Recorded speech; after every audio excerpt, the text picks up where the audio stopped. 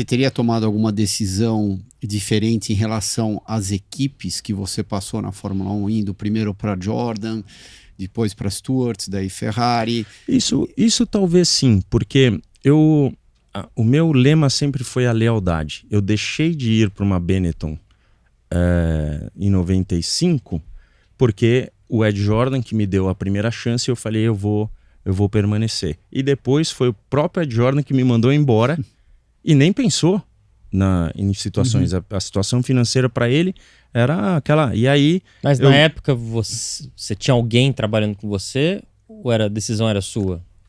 O Geraldo trabalhou comigo em 93, 94, 95, 96. Mas ele trabalhava com você de tomar decisões ou a decisão, assim, o nosso negócio sempre foi muito pequeno. Então eu lembro do meu pai chegando e falando assim, filho, as equipes de Fórmula 3 são essas. É Dick Bennett, Alan Docking. E a Arisco falou que tem o budget para isso. O que a gente vai fazer? Aí o Christian tinha passado por lá. Você ganhou. Eu ganhei corrida. Você Fórmula 3.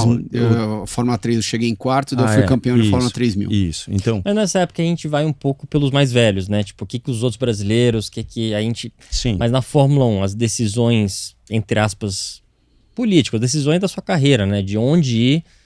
Tem um contrato aqui, tem um contrato ali. Eu vou me manter aqui no Ed Jordan, porque ele. Era você tinha alguém que você podia contar? Assim, Não, era com meu pai. Era você com meu e seu pai. Depois o Frederico Delanotte, que trabalhava comigo, logicamente ele participava de todas as coisas que poderiam acontecer. Até porque muita coisa, né, como vocês vivenciaram, muita coisa não chega na gente. Para mim chegou um bilhetinho, eu estava na Stewart, em Mônaco, chegou um bilhetinho, um cartãozinho pequenininho escrito à mão assim, chegou, dado, cara, fui ler assim e falou assim, reunião com Jean Todt numa quinta-feira no Hotel de Paris, pode? E o cara olhando para mim, foi assim, então, mas as coisas chegavam nas pessoas, né, então tinha muita... Não, porque eu tô perguntando porque o que eu senti de falta na minha época era ter alguém que tava ali me ajudando. Sim. Tinha os meus interesses em jogo, né? Mas no caso não era seu pai? Meu pai não ia para as corridas. A gente, quando eu assinei para a Fórmula 1, que eu terminei a Fórmula 2, a gente tinha assinado para a Renault. Tinha acabado de ganhar o Campeonato do Mundo, a Renault me assinou para ser um piloto de teste no ano seguinte, depois correr 2 anos. Se você olhando assim, bom, a equipe acabou de ser campeã, te contratou por 3 anos. Não tem como dar errado, né? Melhor equipe. Só que, obviamente, era com o Flávio que tinha mais 7 pilotos, ou 6 pilotos, sei lá quantos pilotos. Então, fora os interesses dele. Exatamente. Então, assim, meu pai, ingenuamente, achou que, beleza, tá em boas mãos, ele quer tudo do melhor. É lógico, se eu tivesse tido talvez um começo melhor, se não fosse o Alonso, meu companheiro de equipe, talvez tivesse sido o Kovalainen, porque ele mudou, né, de última hora, que era para ser ele meu companheiro de equipe, talvez teria sido diferente. Mas você vê todos os pilotos, o próprio Alonso, que tem o Flávio como, entre aspas, o empresário dele, ele tem lá o nome do espanhol lá, que tá sempre com ele, entendeu? Que é uma barreira entre ele e o Flávio, né? Você pega, sei lá, o próprio Leclerc, que tá trabalhando com o Nicolas Todt, eu tenho certeza que tem alguém... Tem um filtro. Tem um filtro. Esse filtro atua para absorver as coisas ruins e meio que falar só o necessário para você das coisas boas. Então... Mas isso tem coisa boa e coisa ruim, porque no final... Eu já cheguei várias vezes num lugar assim, pra tratar com um cara direto, que o cara falou assim, puta, graças a Deus você não tem um cara enchendo o saco que... Sim, mas porque às vezes ele faz coisa pela cabeça dele mas também. Você também, eu acho que naquela época chegava um pouco mais maduro. Hoje em dia tá chegando muito novo também, né?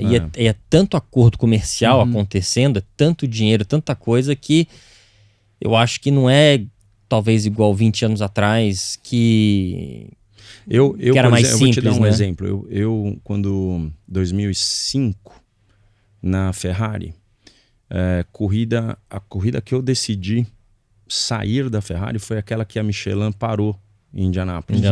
E eram 6 carros. O que aconteceu naquela prova, que um dia eu vou contar no livro, eu acho que eu já até te contei isso, mas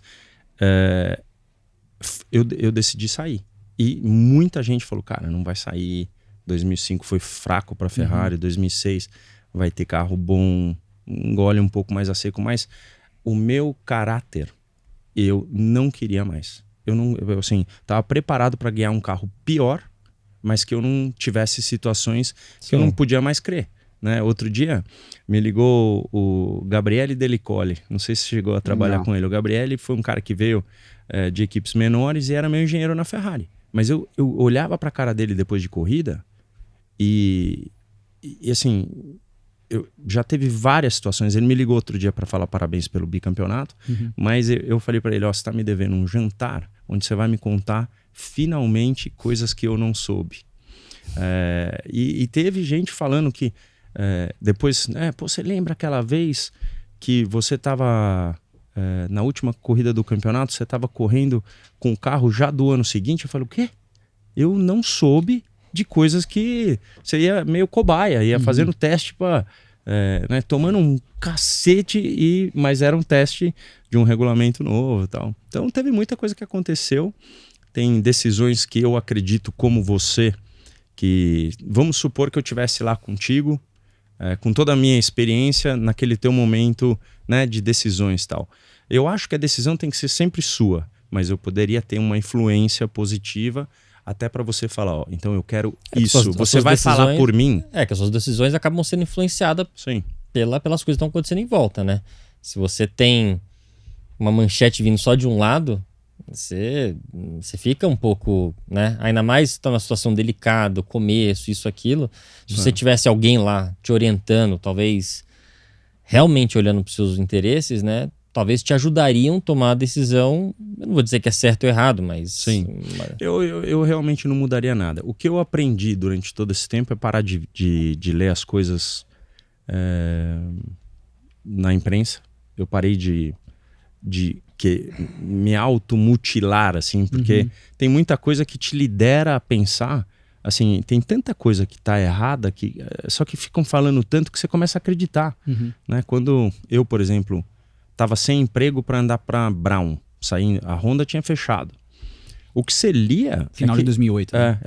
Os caras estavam fechados. Não, era o Bruno que inclusive tinha fechado. O Bruno Senna pro lugar e tal. E aí, uma hora eu liguei pro Rossi e ele falou assim, ó, deixa eu te falar, não tá nada fechado. Para de acreditar nisso e continua indo pra academia. Ele só falou isso.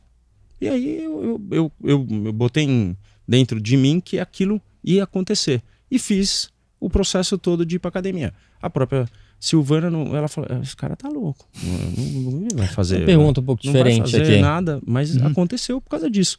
Porque eu tinha certeza que ia acontecer. Já que você tocou no nome do Ross Brown, eu não vou perguntar do pior, mas quem que é a melhor pessoa, talvez, dentro desse paddock? Que você ficou 19 anos, quem que é a pessoa que talvez você ache que as pessoas têm uma imagem talvez um pouco ruim, porque ninguém sabe exatamente o que acontece lá dentro, e que você acha que a pessoa é de outro mundo, de boa, de confiança, de... lá dentro não tem.